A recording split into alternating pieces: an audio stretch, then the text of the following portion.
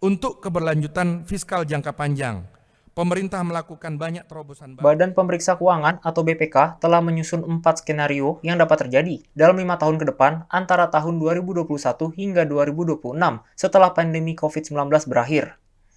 Skenario itu bukanlah prediksi masa depan, namun sarana untuk melihat kembali berbagai asumsi tentang masa depan. Semua terangkum dalam buku pendapat Strategic Foresight yang diluncurkan di Jakarta pada 21 Oktober.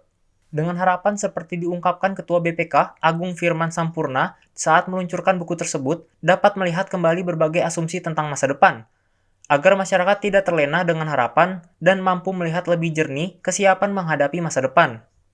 Skenario pertama, berlayar menaklukkan samudera dengan respon pemerintah terhadap krisis menjadi lebih efektif dan tingkat keparahan pandemi meredah. Kedua, mengarung di tengah badai dengan respon pemerintah terhadap krisis menjadi lebih efektif di tengah pandemi yang semakin memburuk. Ketiga, skenario tercerai-berai terempas lautan yang merupakan skenario terburuk apabila respon pemerintah terhadap krisis kurang efektif dan tingkat keparahan pandemi semakin memburuk. Keempat, skenario kandas terlantar surutnya pantai ditandai dengan meredanya pandemi, namun respon pemerintah terhadap krisis kurang efektif. Kesinambungan fiskal dapat dipertahankan di tahun 2026, walaupun meningkat tingkat utang pemerintah tetap dapat dijaga. Untuk keberlanjutan fiskal jangka panjang, pemerintah melakukan banyak terobosan baru, diantaranya adalah menerapkan zero-based budgeting dan reformasi perpajakan.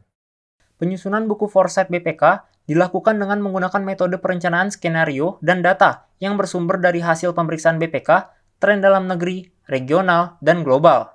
Selain berdasarkan hasil pemeriksaan dan rekomendasi penting yang telah dilakukan oleh BPK secara independen dan objektif, juga didukung dengan perspektif atau proyeksi berbagai alternatif skenario jangka panjang atas kondisi, tren, dan dinamika yang terjadi, baik di Indonesia maupun di dunia, dengan dibantu narasumber yang kredibel, baik dari para pengambil kebijakan, pengamat, dan praktisi di berbagai bidang.